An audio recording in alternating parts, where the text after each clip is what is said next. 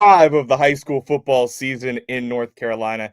Games are starting to go final. Welcome in to the High School OT postgame show presented by Talk It Out NC. Evan Moesta here, going to be joined in a second by High School OT's Joel Bryant. Tons of exciting games across the state to get to. We're going to talk to media members and the players and coaches that helped make things happen tonight. Let's start by taking a look at our Talk It Out NC statewide scoreboard, and more specifically, the top 25 results across the state of North Carolina. Let's open up with top-ranked Grimsley.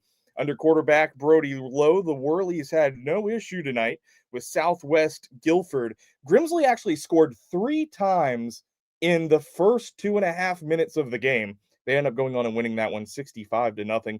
Huff takes care of New Bern tonight, 53-15. Providence Day over Rabun Gap, 35-21. That has been a state championship matchup for the last couple of seasons, and Rabun Gap had been the one getting the best of Providence Day, but tonight it's the Chargers by a pair of scores, a big win for number 3 Providence Day. We're going to have J. Mike Blake join us in just a second from Cardinal Gibbons, and that is where the 4th-ranked Crusaders fall for the first time this season. A thrilling High School OT game of the week presented by Alpaca Peruvian Chicken as Mallard Creek scores late and wins that one 20-16 in a top 6 matchup in the state of North Carolina. West Charlotte, West Mecklenburg, that game was cut short in the 3rd quarter. It was 40-7-0 West Charlotte at the time.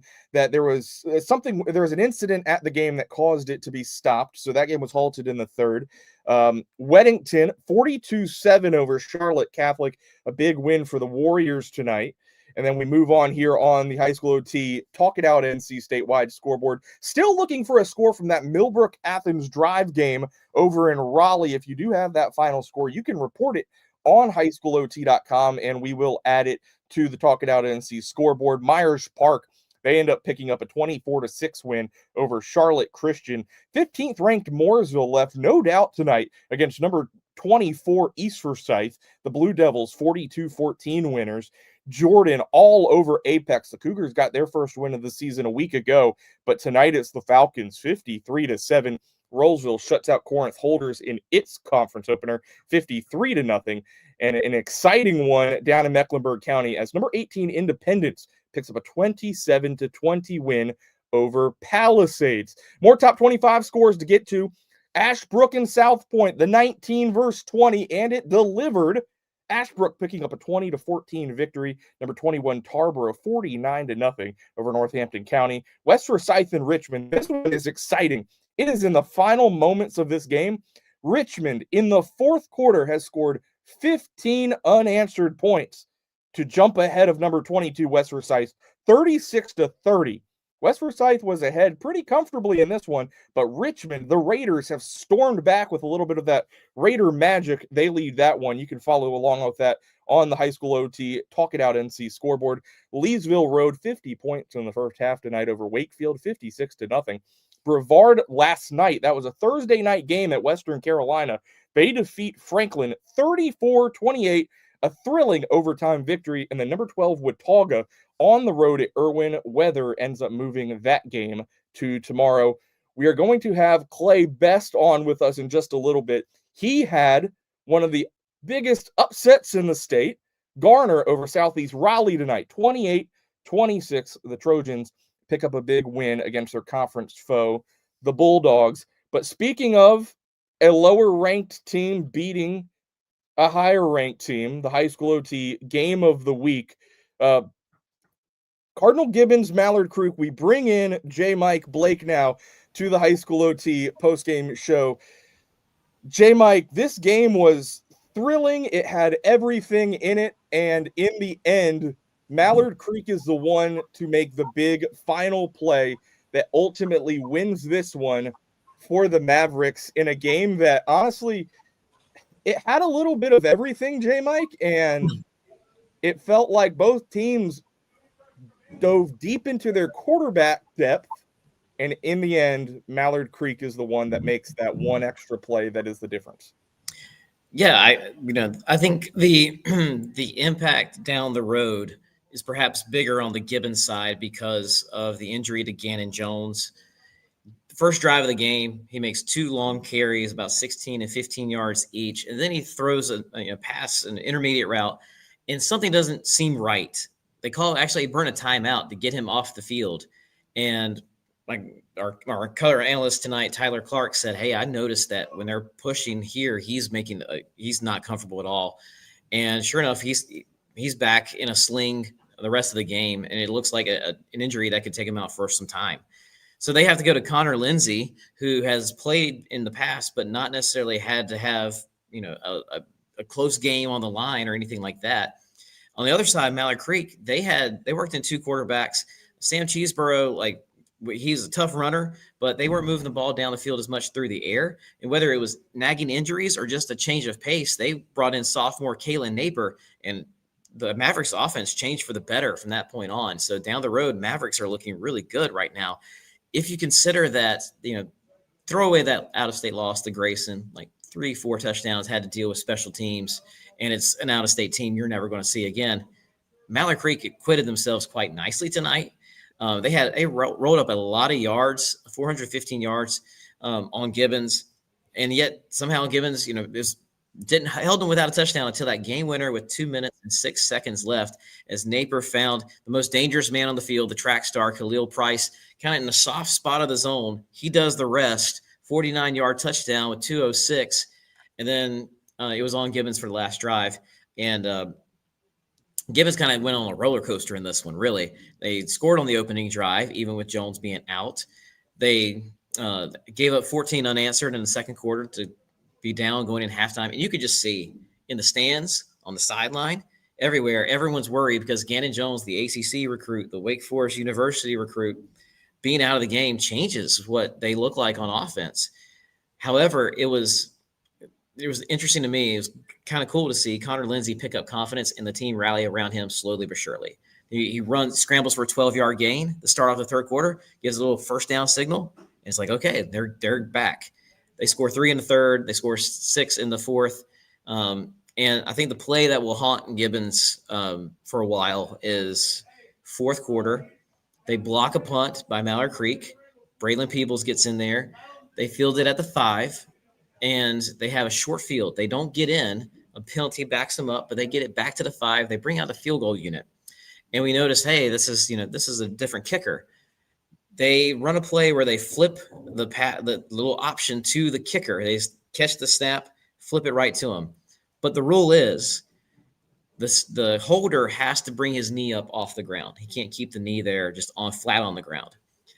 And so this would have been a touchdown run by the backup kicker. It would have been probably a knockout punch because at that time they were up 16-14. That would have put them up 2 scores with about 6 minutes left or so. I can't remember the exact time. Instead, that gets called back. It is turnover on downs. And Mallard Creek, doesn't let Gibbons get that close again for the rest of the game. So, again, it did have everything. It was a heck of a battle. High School T Game of the Week just kind of keeps living up to the title, the name of Game of the Week. And I think through this, you saw 2 teams that are definitely deserving of the top 10 ranking.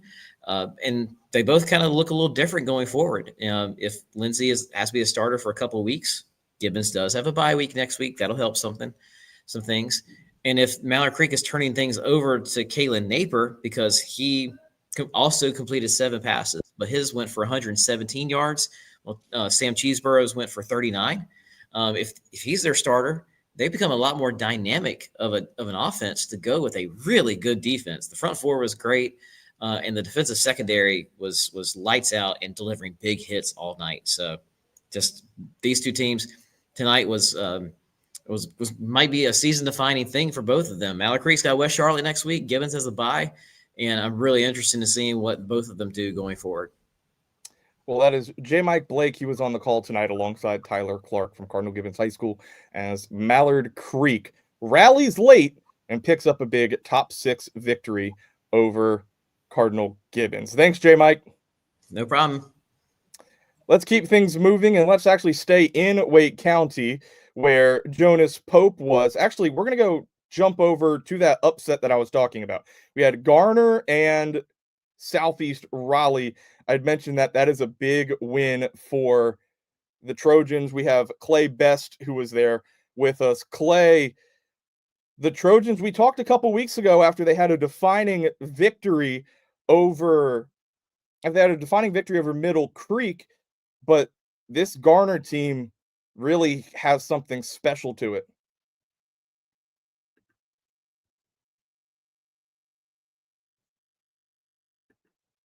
Can you hear us, Clay?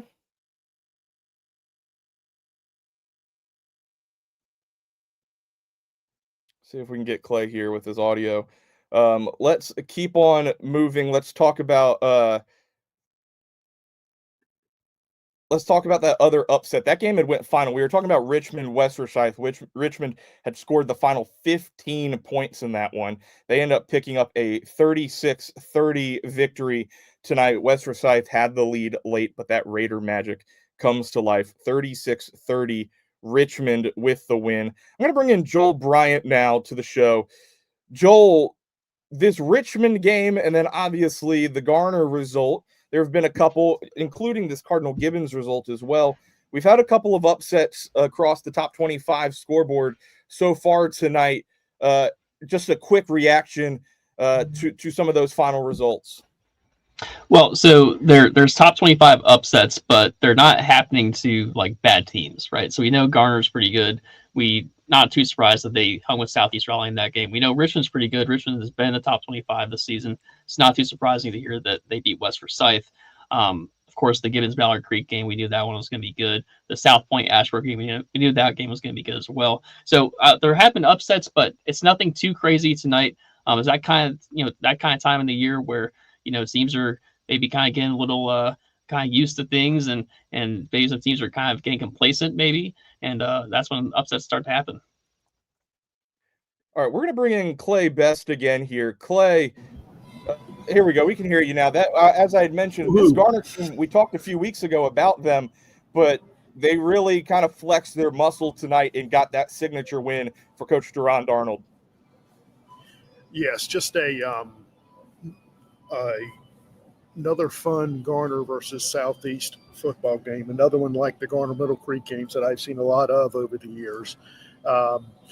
Just a kind of a two different styles and approaches tonight. Southeast scores 2 plays into the game, with Christian Freeman catching a touchdown pass and going 40, 50 yards with it.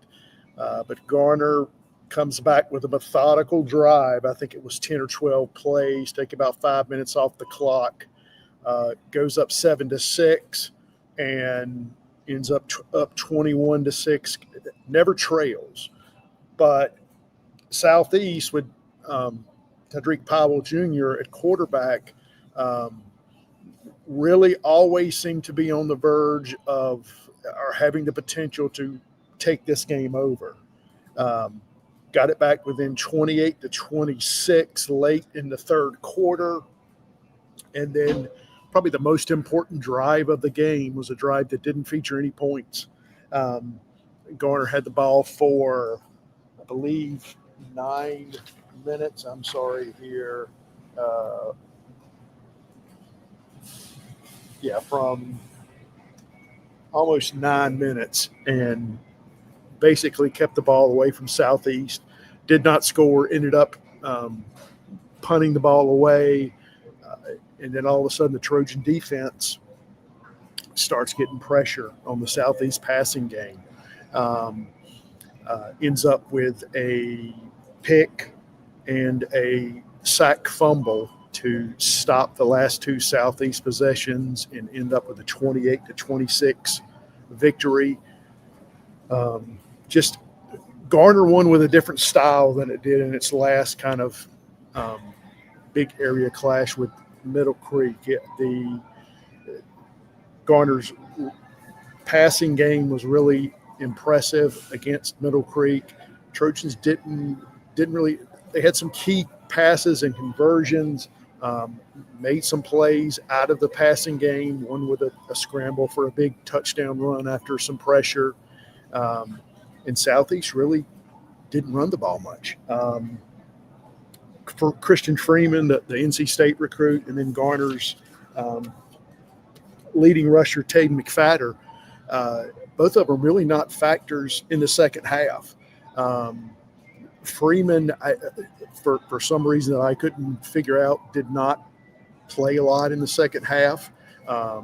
Didn't appear to be injured after the game, but different guys stepped up and kind of played different roles.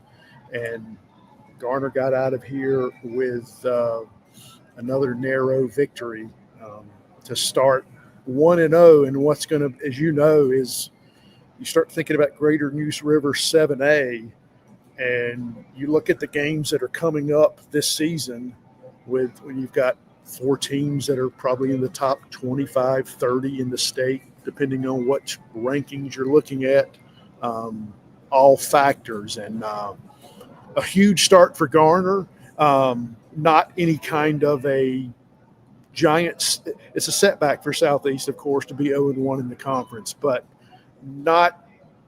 nothing that should leave the Bulldogs kind of lamenting much of anything aside from losing to a rival tonight.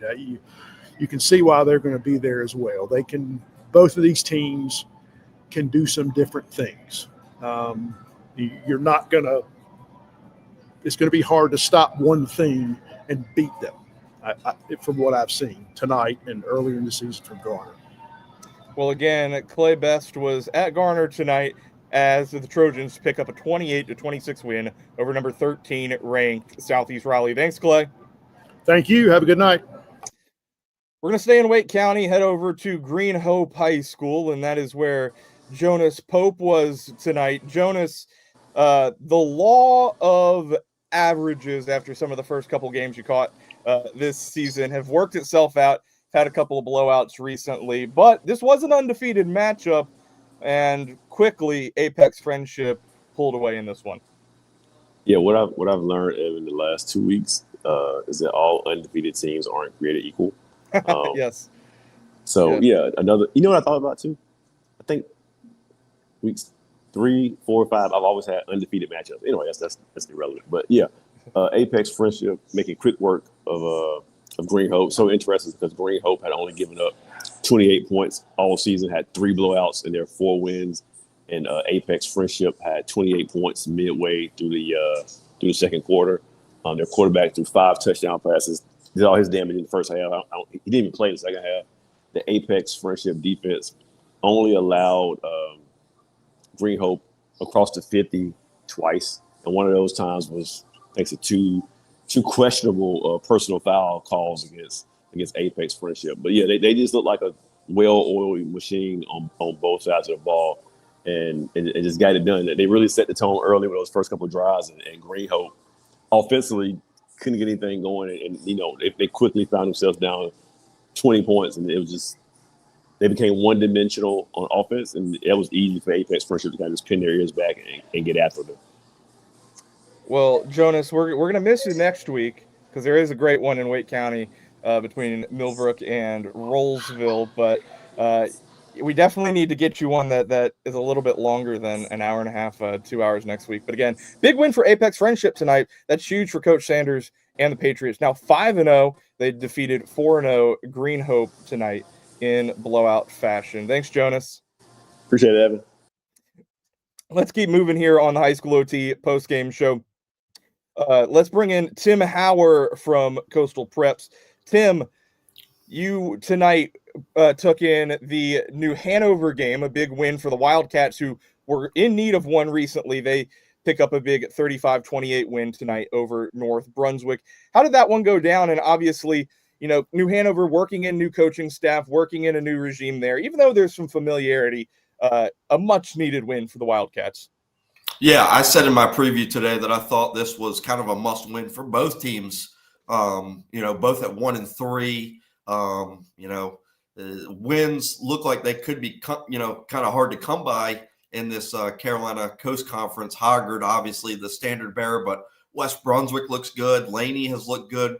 Ashley is playing a little bit better. So not a ton of gimme wins. Maybe Topsail is kind of the one on the schedule that you can kind of pencil in for a win. So, you know, this was, I thought, was an important game for both teams. And North Brunswick jumped out to a 28-14 lead, actually had the ball with about 4 minutes left in the third quarter but went 3 and out. New Hanover scored another 3 and out, another touchdown for New Hanover, and all of a sudden it's tied.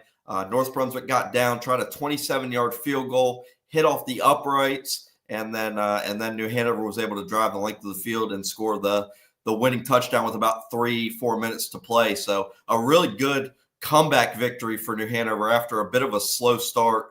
The thing that made the difference for them tonight was they ran the ball for almost 300 yards. Coming into the game, they were only averaging 89 through the first 4 weeks of the season. So that was the difference tonight. Both of their running backs, Giovanni Webb and Tony Clark Nelson, go for over 100 yards. So big win for New Hanover tonight. Tim, some other scores from your area that kind of stand out. Ashley getting a big win tonight over Topsail. There's a couple of results here as it feels like there's going to be an intriguing battle here as we get into the end of September, the early part of October, out around the coast. Obviously, Hoggard's kind of on another tier to these other teams, but it feels like there's some really good football ahead in this league. Yeah, like I just said, I think, those other kind of 5 teams, Ashley, New Hanover, North Brunswick, Laney, West Brunswick, you kind of throw all of them in the hat. Whenever they play each other, I think it's gonna be close games, like you saw tonight. The game I was at, a 7-point game. West Brunswick getting a huge win for that program, beating Laney 21-16. They only won 3 games last year. They're already 4-1 right now.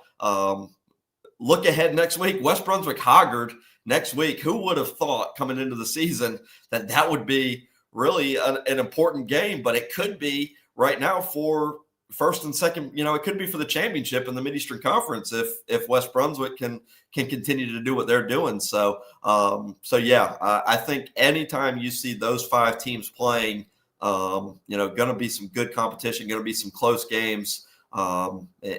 And Ashley, like you said, getting another win. That's 2 in a row for them. They seem to be building a little bit of momentum.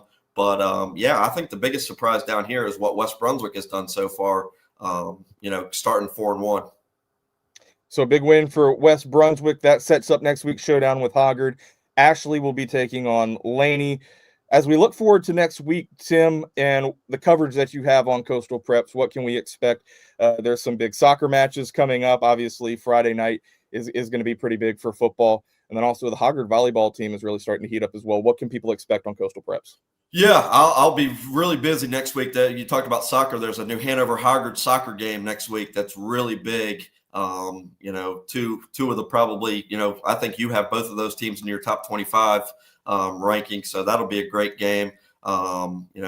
Tennis, some good tennis teams down here. Like you said, volleyball, Hoggard volleyball looks good.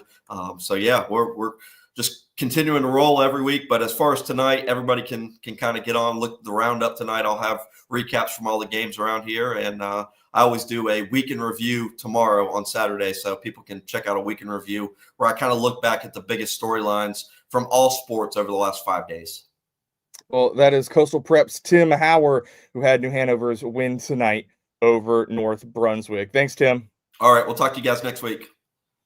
Let's head out towards Wilkes County, where West Wilkes made a little bit of history tonight for the first time in 2 decades. They win back-to-back games over Wilkes Central, and that is where we bring in Aikman Chambers to the High School OT postgame show.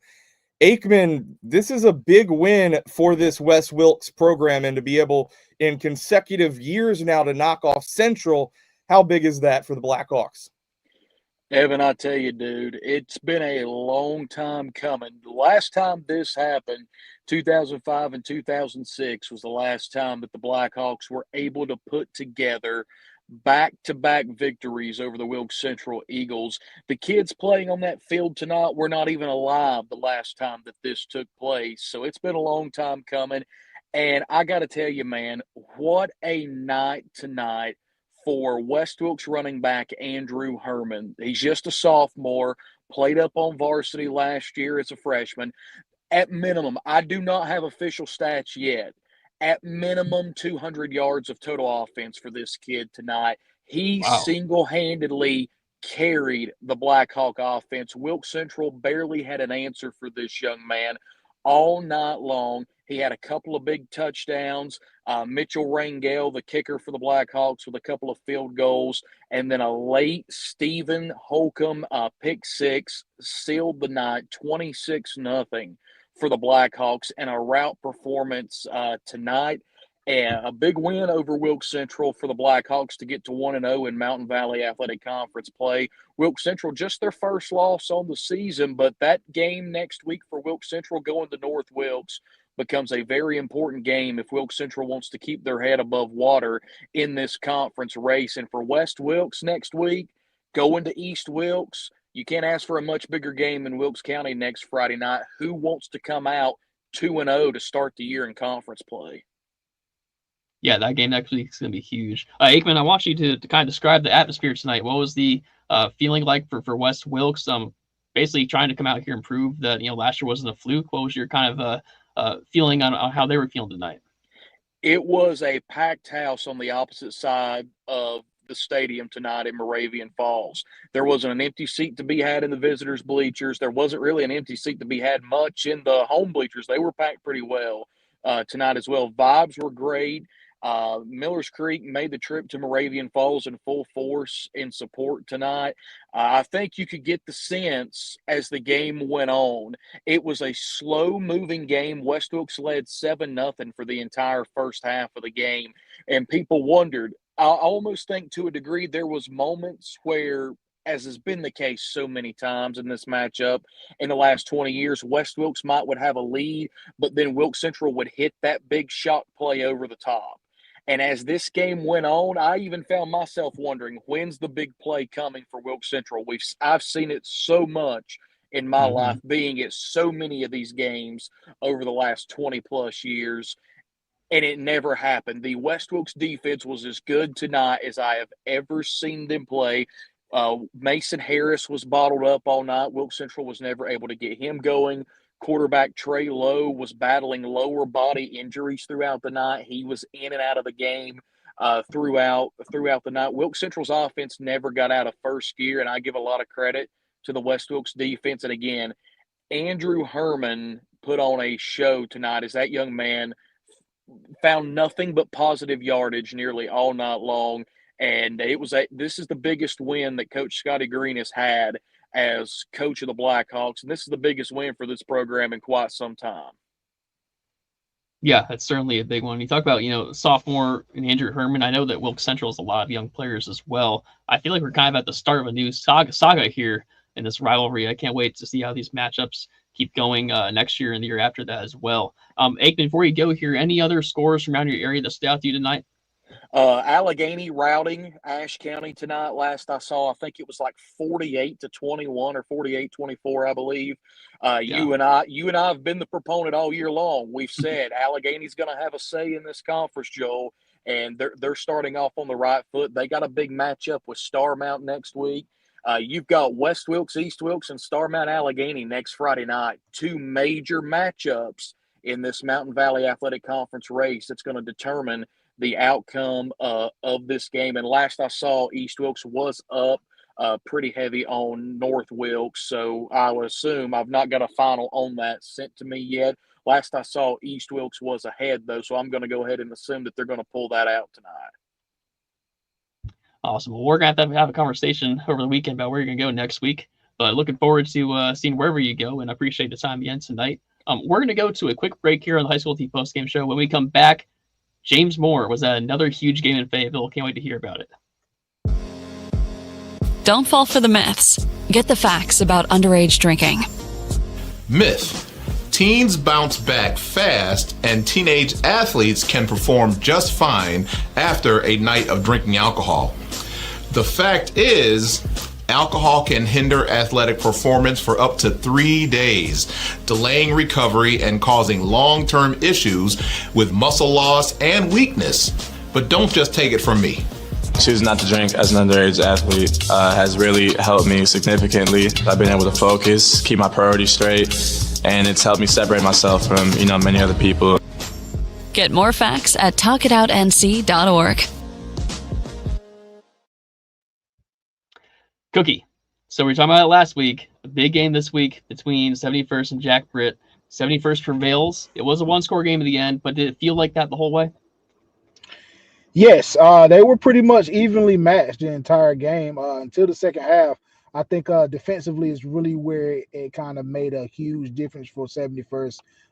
They stopped Jack Britt in the red zone, actually within the 10-yard line twice, 2 consecutive possessions, which was very pivotal for the Falcons defense. Man, I truly believe 71st, they came into this game looking to make a statement. They're playing a quality Jack Britt team who's been hot. Everyone's talking about right now, and they kind of humbled Jack Britt and the Buccaneers. Yeah. So Jack Britt had been dealing with a couple of injuries. Were those injuries a factor tonight? No, they weren't. Javante Brooks, he sat out last week with an injury, but he was a game time decision tonight. He stepped in. Okay. He played great, 84 yards receiving, had a touchdown. Could have had a few here and there, but overall he did what he does, and he played well. And, these big stops for 71st came after this week when they had a player transfer to the Trinity Christian. He came from Westover. His name is Mikael Latiker. He came from Westover, went to 71st for this season, and now is at Trinity Christian. What's your feeling on that situation and why that happened? Oh, well, one thing that I've been gathering information throughout the game tonight, but I'm still looking to hear more. I still need to speak to some higher ups over here, Cumberland County Schools. But for the most part, from what I'm hearing, they were saying there were ineligibility issues yesterday, but now I'm hearing it's not as what it seems. So his grades were fine. It was really more of a living situation and a address situation that they're looking to sort out. But he is at Trinity Christian now, a storied program in itself. And 71st, I don't mean to say it in this way, but 71st didn't quite miss him with the way that they played. John Archer, he held it down in the middle, and we'll see what Makaja does at Trinity Christian, who already has a bulky defensive line. So I'm curious, what is your take on the king of Cumberland County right now? So Terry Sanford beat 71st in week 1. Then Jack Britt came back and beat Terry Sanford last week. And now 71st beats Jack Britt tonight. What do you make of this? Who's the best team? Joel, it's a kind of a soap opera moment going on in Fayetteville right now about who's the best team. And I have my rankings coming out next week, and I have a lot to go over. Some things that happened over these last 5 weeks. But right now I'm saying 71st, they still hold the crown just because of who they are. Getting a quality win like this before we go into the open week next week and then conference play starting week after next.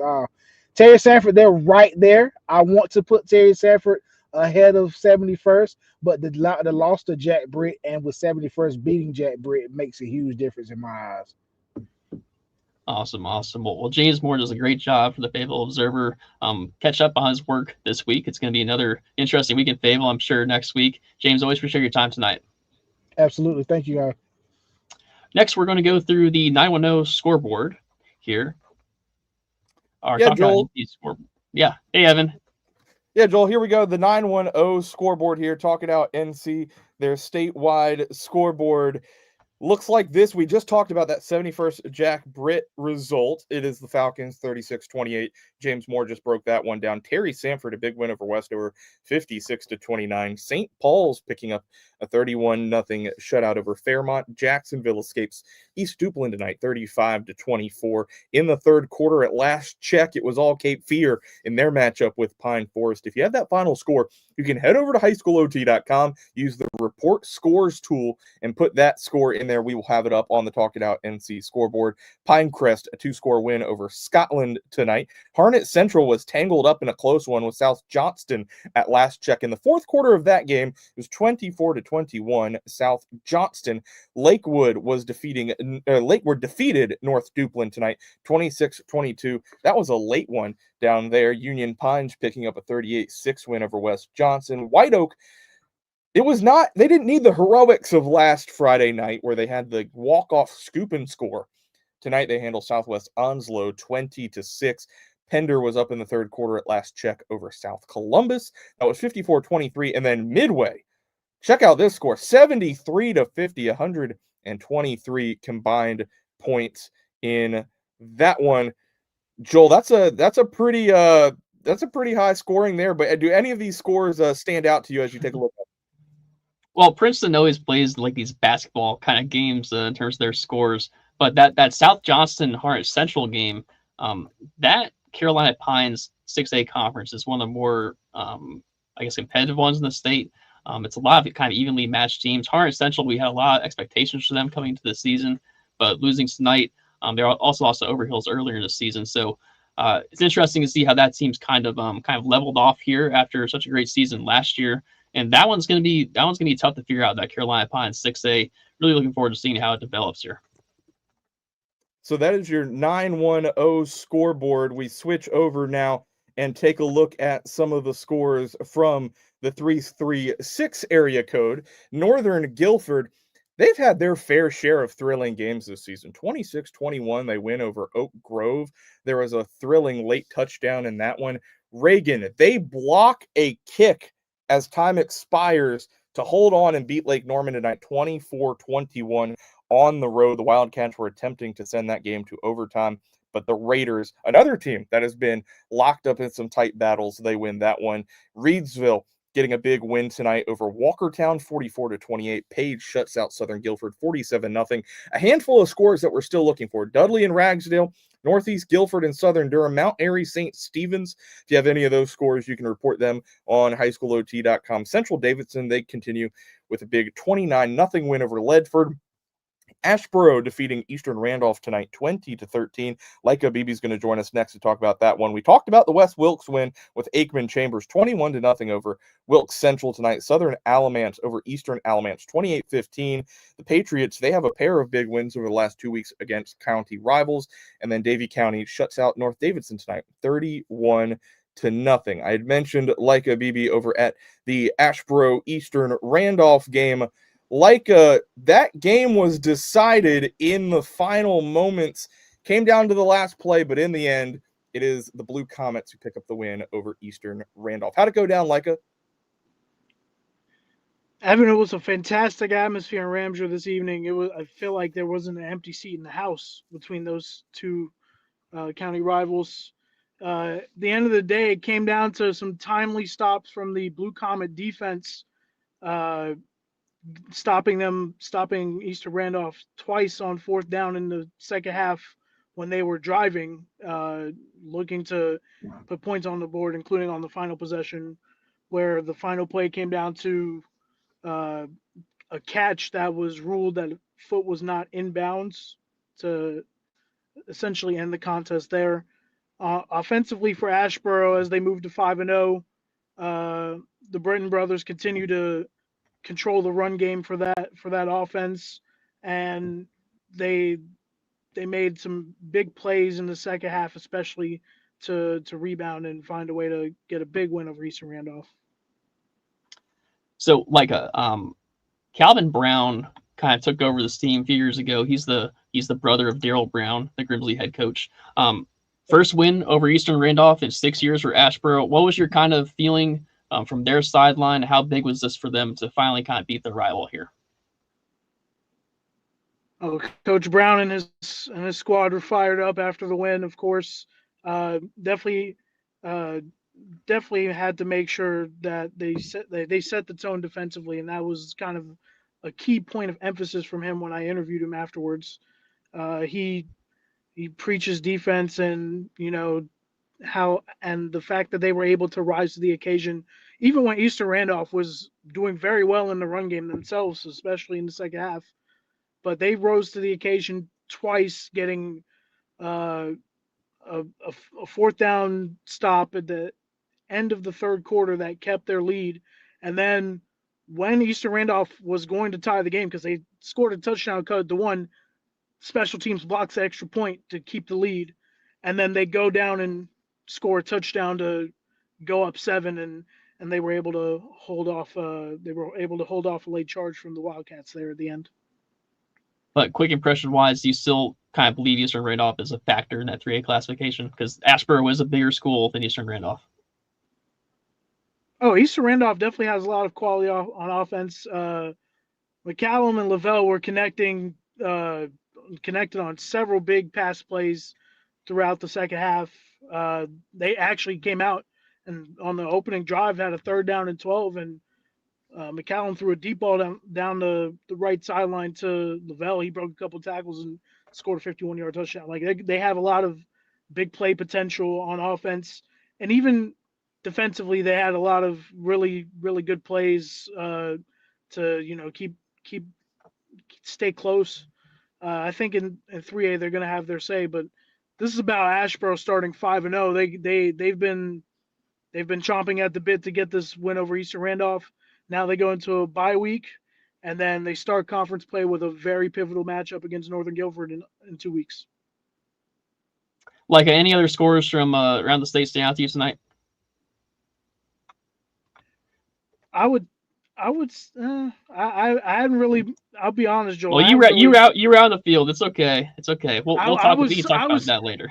I was certainly on the field enjoying the atmosphere of the game this evening. Like I said, in Ramsey, it was just every seat was full. The sidelines were full. Even awesome. all through that felt like a true great high school football atmosphere out in the 336 this evening. That's great to hear. Well, Leica, always appreciate your help. We're going to hear from Leica in story format tonight from this game. We're going to see his highlights as well. Leica, always appreciate the time. Joel, always good to talk to you, my man. So one game tonight that was a very standout score is this Providence Day 55-34 over Raven Gap. For those that don't know, Raven Gap plays in the NCISAA. They are a very talented team. They compete on a national level. And Chad Greer, the head coach of Providence Day, is going to join us here. Coach Greer, can you hear me? There we go. Yeah. How are you doing, Coach? Great. So big night. Good. So big night tonight from your quarterback, Zaid Lott. He throws for. Go ahead. Just give me the stats again. I'm pulling them off film now. What they gave me unofficially was over 300 throwing, 4 touchdowns, over 150 running, and 4 more touchdowns. Gosh, that's pretty good.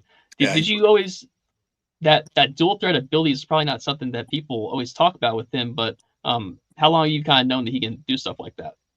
I mean, his development and growth over the last 4 years has been pretty spectacular, and he's worked to earn what he's doing. But last year, he's probably put on 20 pounds in the last year, and last year we didn't have a backup, so I was a little more. I mean, one that was ready to play at that level, and so we're a little more careful with him. He took some shots tonight, but he delivers blows too. He's 6'4", 220. He runs a 4.6. He can throw the ball as far as anybody can run and get it. I mean, he's just I think he's underrated in terms of the height machine. I think, Fran Brown FaceTimed me Wednesday night. Very excited about Z's. Gonna be more excited when he sees this film. But the truth is, I mean, Z's just a humble, quiet kid that kind of flies under the radar a little bit with people talking about the best quarterbacks around, but he can play. He is. I'm just thrilled he's our quarterback. So obviously, what your team is doing this year has been very impressive. You've been playing top competition. You beat Rowan Catholic week 1. Went up to Rollsville, beat them pretty easily. Week 2, beat Charlotte Catholic kind of easily, Butler kind of easily, and then Raven Gap. Like I said, this is kind of a nationally known program. How'd you guys get it done? And especially considering that I know that you've been kind of dealing with some injuries this year. Yeah, we have. And that's just, I think this group of kids is just really connected. I mean, they spend a lot of time together off the field. And I think the ability to deal with the injuries and illness and the different things that have been going on, which happens at every school, but kind of hit us a little bit hard. And there's some guys that we weren't thinking we'd have to count on that we've had to count on. They've stepped up and done great. And tonight, really the start of this thing went about as bad as it could go. We were 3 and out, and then shanked a punt and gave up a short field, a quick touchdown. We're down 7-0 or 6-0 before we what had happened. And then we scored again every time we touched the ball until the very end of the game. We ran out the clock. I mean, just Z just caught fire, and we've been close. I mean, we've done well. We played well, but we've been really close to being super explosive. We just had a couple near misses in about every game, and man, we just didn't. The kids made plays. Gordon Sellers was outstanding. Clemson was here to watch him play. It was a good game for him to see. Steele Fletcher, outstanding, making plays. I mean, guys, we said going into this, if you're going to beat a team like Raven Gap, you got to make hard blocks. You got to make hard catches. You got to make hard tackles, hard throws. I mean, it's not going to be easy. And man, that just was as good an offensive performance as I've seen in a while. Kids played really well. It's great to hear. And just obviously, in the NCAA, Division I has always been so good. And I think it's getting better, too. You look at, what Country Day's done and what Ladin's done, and Christian's always good. You're going to have to go through all those teams again, and you might play Raven Gap again. What's it going to take the rest of the year here? What's teams still have to do between now and the end of the year to really kind of get that final crown at the end of the season? Yeah, I think, just stay the course. I mean, we have talked about being consistent and really relentless in our preparation. And I think these kids have really bought into that. Everybody, a lot of teams have played really, it's been fun to watch high school. I'm a high school football fan. And by the way, thank you guys for what you do. I love keeping up with statewide what's going on. I mean, I'm born and raised here. I love high school football. And I love that you guys cover it so well. But, we ran a gauntlet in those first 5 games. And I had people asking me going, man, who makes your schedule? What'd you do to them? And I'm like, yeah, that was kind of me. And really thought maybe a bit off more we could chew it, especially we started getting guys hurt. But, really just couldn't be more proud of the kids and our coaches and what they've done to prepare the kids. And, I think now it's, we kind of split our season up into 4 quarters. The first one was the first 4, non-conference games. Then this next 3, they're all have a real impact on state seeding. And then the next group of, the last group of regular season games is about winning a conference championship. We won 5 in a row. If you win our conference, you got a good shot at hosting playoff games and making it go through you. So that's kind of the 3rd quarter. And then the 4th quarter is a playoff run. And, would not be surprised to see Raven Gap again. They I like Derek a lot, their coach, and their kids they're really talented, but they're also really good kids. They do a nice job up there. And, but after the game, they're like, hey, we'll see you again. And we probably will. Would not surprise me. But I do think our conference has always been strong. But I think, like you said, Latin and Country, they both are having great years. And the school down the street, man, they played a tough schedule. And to their credit, and they've been dealing with injuries. I don't think Jamal Rule played tonight. That cat is the real deal. And when he plays, they got a chance to beat anybody. And I'm sure he'll be back for our game. So we'll have to look forward to playing. But, naturally he'll be back for that one. No, there's no doubt. But they're a really good. I mean, they're a program. They win year in, year out. They're well coached. They've got great kids. I mean, it's a great rivalry for us. It's literally a mile and a half down the street. Yeah. Well, Coach, appreciate the time tonight. You're always so good to us. Coming on to our stuff. Really appreciate it. And you guys are doing a great job this season. Can't wait to see how the team continues to progress here. So, Coach, appreciate the time. Appreciate it, man. Have a good night. We move on here on the High School OT post-game show. We take a look at our Talk It Out NC scoreboard, and we look at scores from across the 704 area code. Obviously, Coach Greer in Providence Day picking up the big win tonight over Raven Gap. Other scores from around the area: Kings Mountain shutting out Forest View 49-0. Charlotte Latin was up on Christ School at last check. If you have that final score, you can submit it in on highschoolot.com. We roll on here on the Talk It Out NC scoreboard. Reagan getting a late field goal block to defeat Lake Norman. East Forsyth falling to Mooresville 42-14. Logan Carter is going to join us next to talk about the Blue Devils' big win, the number 15 ranked Blue Devils, that is. East Lincoln all over North Lincoln in a close county, or in a rivalry county battle there, 49-0, a big win for the Mustangs. Their offense continues to roll. Providence sneaks past Butler, 27-21. That game actually was in the 4th quarter. Carson defeats Salisbury 41-20. Northwest Cabarrus defeats South Rowan 44-13. Shelby shuts out Cherville 62-0. Ardrey Kell holds on and defeats Chambers tonight, 16-13, a big win there for the Knights. Marvin Ridge was up by 6 on Piedmont at last check, and Statesville picks up a big win, 35-7 over West Stokes. I mentioned that Mooresville game. That was one of a handful of top 25 matchups in the state of North Carolina. Logan Carter was there for High School OT, and he joins us now. Logan, how were the Blue Devils? They've played a great schedule this year, but how were they able to really mash down on the gas and pick up this big win over an East Forsyth team who has been playing really well and putting up a lot of points in their own respect? Yeah, I think you said it best. They've been battle tested already. They had a big game against Weddington, already playing Huff. And it kind of started a little slow. I know I was texting Joel in the first quarter. East got out to a 14-3 lead. So I was thinking, okay, when is that Mooresville team that's ranked, 15 going to, show? And right as the second quarter turned around, you just saw a scoring bonanza that bled over into the third quarter. Brody Norman ended up with 250 passing yards unofficially, 3 total touchdowns for him on the night. 2 of those to Chance Boast, I think how you say his last name, wide receiver. Another guy I want to give a shout out to on the offense is Dominic Moore, number 8 wide receiver from Mooresville. It seemed like every time they needed a third down conversion, Brody found that guy and he caught it every single time for them. Big plays He has tonight. incredible hands. Like, he makes incredibly acrobatic catches all the time, it feels like. Yeah, absolutely. It was just unbelievable. And then I got to shout out Jadarius McCombs as well. 2 rushing touchdowns. He had a big one to start the scoring for Mooresville tonight. So this East Forsyth team, obviously you've seen them a lot. They've gotten off to this, kind of hot start even without a Bryce Baker. But how do you think this loss could help them as they do get into a really important kind of core part of their season here? Yeah, so I don't know if it was because the score kind of got out of hand, with Mooresville scoring 39 unanswered points. Right at the beginning of the fourth quarter, we did see a quarterback change. I know J.D. Fulp was doing a lot of it and was doing well the first couple of weeks. But they put in Jackson Jordan at the end of the fourth quarter just to see what he could kind of do. So I don't know what's going to happen at the quarterback position. The defense really made stops when they needed to. But the offense kind of put them in bad situations tonight, unfortunately. And Jair Richburg, he was making plays where he could. He had an early touchdown, really beautiful play out in the flats. But I think, like you said, this is definitely going to help them once they, get into CPC play for sure. What's working, what's not working, and what did we do wrong and what did we do right in this big matchup? Yeah, and for this Mooresville team, obviously very talented, top 15 in the state.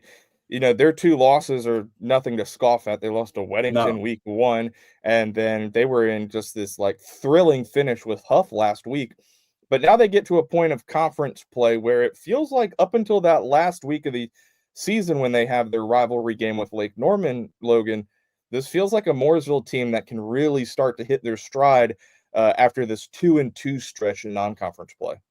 Yeah, Coach Mayo, he had an interview that everybody can see on the post-game write-up from Rich Hobegger. Rich interviewed him, and that was kind of along the lines of what he said. He feels very confident going into conference, and with having that kind of schedule, I know Providence Day's coach got on there and talked about their schedule. Having a schedule like that really does prep you for the playoffs. So I think beyond, just conference play, this is a team that can hang around in the playoffs. Well, that is Logan Carter. You had Mooresville's big win tonight over East Forsyth. Thanks, Logan. Thanks, man. We're going to take a quick break here on the High School OT post-game show presented by Talk It Out NC. When we come back, we're going to take a look at what happened in the western part of the state, and then Jeff Link and David Jones from Scoreboard Radio will join us. Again, you're watching the High School OT post-game show presented by our friends at Talk It Out NC. Raising kids is a roller coaster. Sometimes you laugh, sometimes you cry, but most times you wonder how your kid turned out so well. That's how. You did the hard work, made the right decisions, like talking about alcohol before it could be a problem. Go to talkitoutnc.org. Get resources on how to talk about underage drinking. So Mom, Dad, keep up the good work. It's worth it. Talk early. Talk often. Talk It Out NC. We'd like to thank our partners at Talk It Out NC for sponsoring the statewide scoreboard and the 828 scoreboard. A reminder, just like winning a big game, preventing underage drinking, it takes a lot of teamwork. Parents and teens, they can visit talkitoutnc.org for resources to start the conversation about the risks of underage drinking. Join Talk It Out NC to cheer for safe and smart choices. Again, 828 scores from the western part of the state here. Hickory up big on Ford Freedom. You're reading that right. Freedom 70-20 over AC Reynolds. We've been talking a lot about Freedom's offense all year long. Maybe we were underselling them a little bit. 70 points tonight Kobe Johnson sets a county record, scores 5 times in that one. Maiden 21-0 over West Iredell. We're still looking for a final score from the Swain County Andrews game. East Rutherford hangs on for a 43-34 win over High Brighton. Jeff Link and David Jones were at that one. They're going to join us in just a moment. Hendersonville was up on Mitchell. West Henderson was up on Tuscola. Pisgah defeating North Henderson 28-20 tonight. Looking for scores still from Bandy's, Bunker Hill, and TC Robertson, South Caldwell. I have a feeling that they're going to be able to help us with some of those. Smoky Mountain, though, 54-6 winners over East Henderson, and then Robbinsville defeats Hayesville. Let's bring in Jeff and David now to the High School OT post-game show. Guys, before we get into the game that you guys had tonight between East Rutherford and High Brighton, that Freedom score, my goodness. And that's a Freedom team that beat TC Roberson last week 20-14 and needed an interception in the final moments to close it. Nigel Dula from Drone High School with 5 touchdowns against Elkin in the state playoffs, I think 2021-22. So a record tied tonight. But, yeah, that's an impressive win. I think some of the frustration of that game last week was taken out in the Rockets tonight. Well, whatever rock, paper, scissors, pull something out of a hat you guys had last week about where to go, I feel like you guys made a good choice, and it turns out that it was a thrilling game there and a high-scoring one. What did it take for East Rutherford to come away with the win tonight? Well, before we get into that, that's why Freedom won so big. They were mad we didn't come and cover their game. So they had to take – that's where the anger was. JK was in the locker room saying the scoreboard guys didn't come tonight. Let's show them what they missed. This game was crazy here. Blocked punts, blocked extra points. High Brighton quarterback, Elon Lipford, he really played a great game. 3 touchdown passes, ran for a touchdown. DK Mitchell ran for a score. 129-yard passing for Elon Lipford just on the touchdown throws. But for East Rutherford, if you haven't seen Brandon Pinkerton, he was the Conference Player of the Year last year. Tonight, he had 240 yards just on his 5 touchdown runs. We checked the press box. Nobody had an accurate number. He had to be pushing 400 yards. He doesn't pass the eyeball test. He looks like he's 5'10", $165, soaking wet. Not particularly fast. Doesn't look strong. You can't tackle him. We saw him carry 3 good High Brighton defenders. No hyperbole. 15 yards on his back tonight.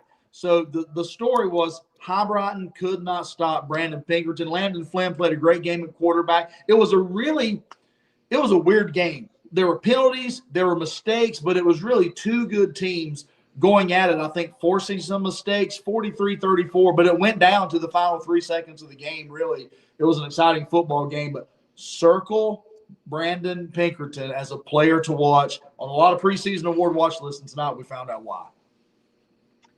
Sound like an exciting game. So I'm curious, though, even though it was kind of high scoring, what would you see out of both defenses? What were some positives tonight from both defenses? I know that East Rutherford had that big loss to Asheville earlier this season. They probably need to get some things ironed out there. What was your impression of that unit?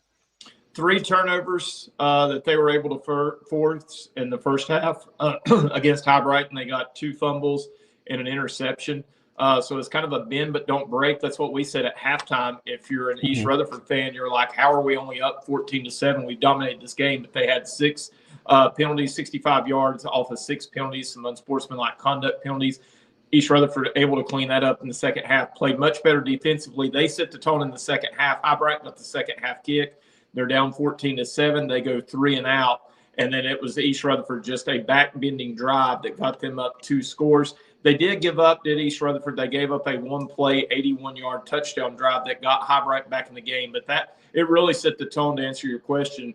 It really set the tone there in the first of the third quarter, that 3 and out, and got High Brighton down by 2 scores, and High Brighton just never really could get up. That touchdown that happened there at the very end, it was kind of a mop-up time. They're playing prevent defense, and, so they scored with 3 seconds to go. You can kind of take that one off. It was really a 2-score game going throughout most of the fourth quarter there. High Brighton did the opposite of what they did in the first half. They had a penalty-free first half and dodged all the bullets.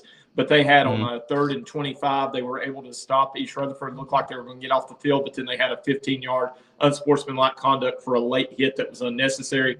That allowed the drive to go for East Rutherford, and they went back up 2 scores at that point. So I think both teams, the two best teams in the Western Piedmont 3A, 4A conference, clearly from what we've seen. Barring injuries, those two teams will go undefeated the rest of the way. But I felt like it wasn't the cleanest game, but sometimes it was just hard fought. Kids were cramping, kids were hurt. These kids are going to feel it tomorrow on both sides. But what you would expect out of, I hate to say this, week 5 of the season, but what you would expect out of the conference championship football game.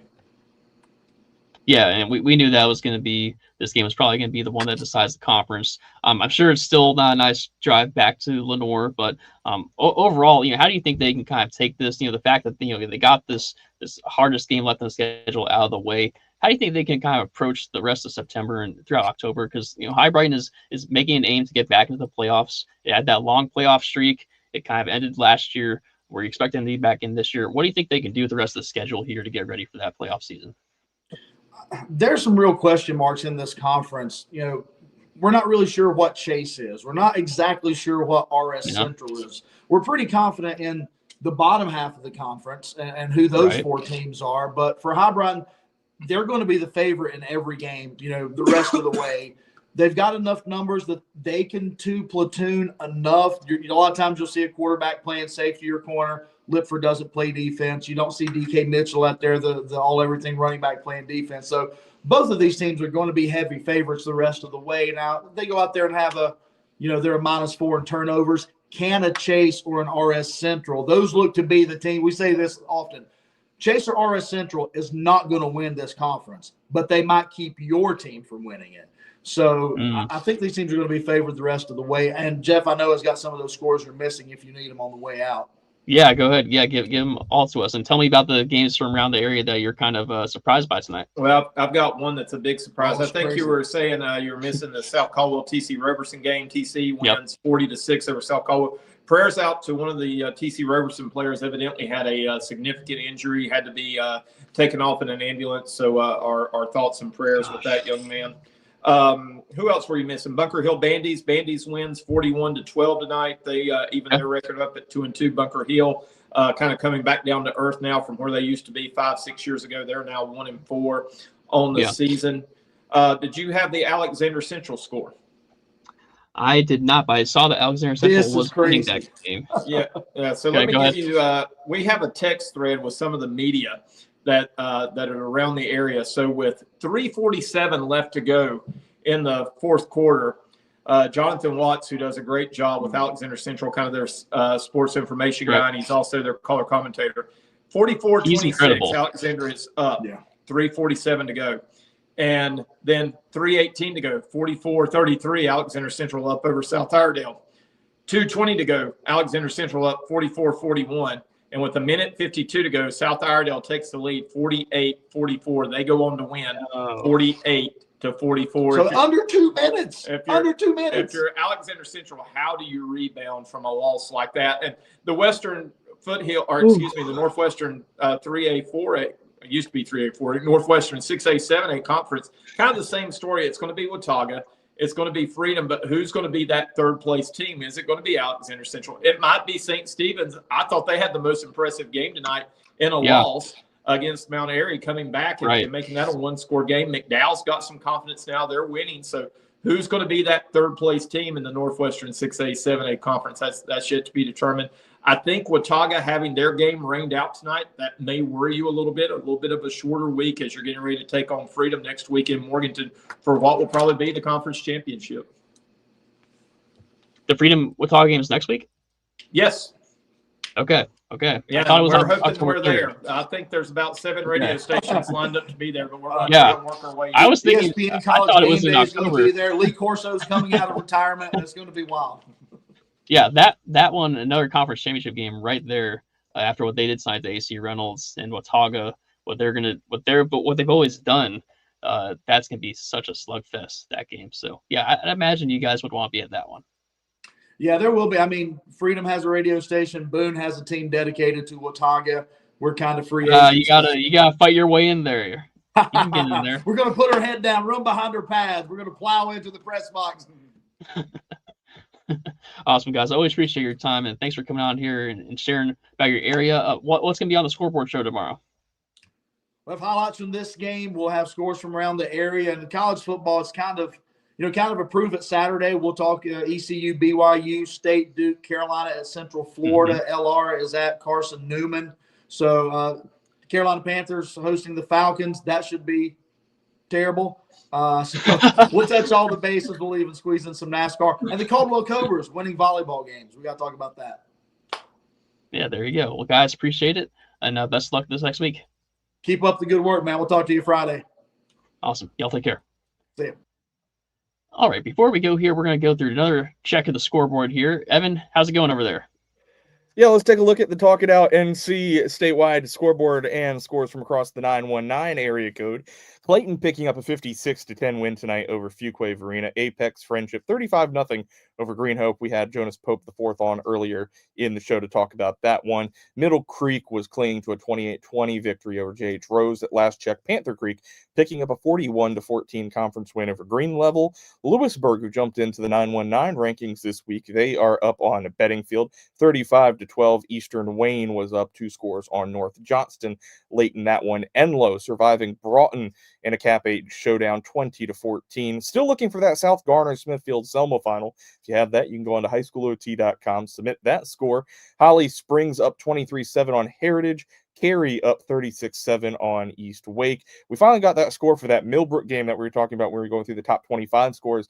The Wildcats 64-15 winners over Athens Drive ahead of next week's big matchup with Rollsville, and then Lee County defeating Triton tonight 20-7. Joel, do any of those scores stand out as you take a look at them? No, a lot of that was kind of expected. I just want to send out a message to everybody about the scores. So the RPI system for NCHSA, we renew all the playoff projections this year. If you put the scores in early, the faster we can do the new playoff projections. So don't be waiting around to go on to Max Reps and put the final score in. Please put it in as soon as possible after the game ends. I want to do the projections. I want to do them early in the morning. So if you put your scores in, we can do it. If you don't, none of it's going to be right. So that's my thought. Let's keep it rolling here, Joel. Let's take a look at the 252 scoreboard. Northern Nash defeating South Central tonight. West Craven was hanging on to a close one with North Pitt 27-26. Southern Nash defeating Southern Wayne tonight. Northeastern big winners over Vance County 40-8. Rocky Mount picking up a big win over Fike 42-14. Rocky Mount slowly putting together a really impressive start to its season. Martin County defeats Green Central tonight 38-14. Hunt a big shutout win over CB Aycock 52-0. D.H. Conley defeating Aiden Grifton 42-14. Wilson Prep was up a touchdown on Farmville Central at last check. Kinston, after a heartbreaking loss last week, come back and defeat South Lenoir 59-6. Northside Pinetown with a big win over Gates County 32-12. And then again, as we mentioned in those 919 scores, Middle Creek was up a score on J.H. Rose at last check. Joel, as we go through these scores, as we've kind of digested a little bit of what has happened in this week 5 of the high school football season, what has stood out the most to you? Obviously, there have been some really impressive ranked victories in our top 10, our top 25, but there's also some teams that now we're getting to that point where a handful of teams in the state of North Carolina are 50% done with their season, which sounds crazy to talk about at this point, but what teams really kind of stand out now that some are starting to, carve out their space as a 5-0 or a 4-1 program? Yeah, so I think the biggest question this year has been that 6A classification. And it's been on both sides, East and West. We've been waiting for teams to really emerge in that 6A classification, to kind of take it, by the horns and be their true leader. It might be Ashbrook. Tonight, Ashbrook beat South Point. It looked like a close game in the final score and the final box score, but I just got a text from Joe Hughes from the Gaston Gazette. He says that Ashbrook limited South Point to 98 rush yards. And for those that don't know, that's all South Point does is run the ball. So that Ashbrook defense playing like that, and we have Watauga doing its thing, I think we're starting to finally get a clearer picture of that 6A classification. I don't want to speak too soon, but I want to get out to that Watauga-Irwin game possibly tomorrow. I'm going to be out in that part of the state seeing West Henderson Volleyball's Falcon Bash. But, hey, win in Rome, right? So that might be an exciting one to catch tomorrow, and that'll kind of wrap up some of the scores in our top 25 poll.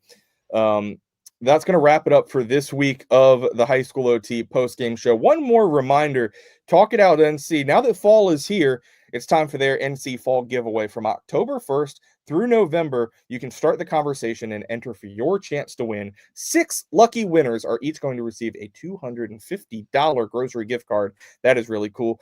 Head to talkitoutnc.org to submit your entry. And while you're there, share what's on your mind at the dinner table. You can tag Talk It Out NC on social media, and you can share healthy recipes that you feed your athlete, or a short video of your cooking, or other ways that you can spark a conversation at mealtime. Talk It Out NC's mission is to reduce underage drinking by fostering open, honest, and ongoing conversations between adults and young people. Don't wait.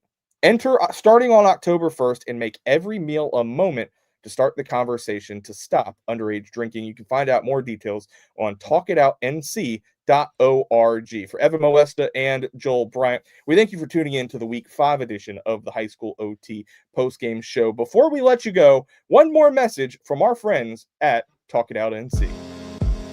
Don't fall for the myths. Get the facts about underage drinking. Myth: teens bounce back fast and teenage athletes can perform just fine after a night of drinking alcohol. The fact is, alcohol can hinder athletic performance for up to 3 days, delaying recovery and causing long-term issues with muscle loss and weakness. But don't just take it from me. Choosing not to drink as an underage athlete has really helped me significantly. I've been able to focus, keep my priorities straight, and it's helped me separate myself from, many other people. Get more facts at talkitoutnc.org.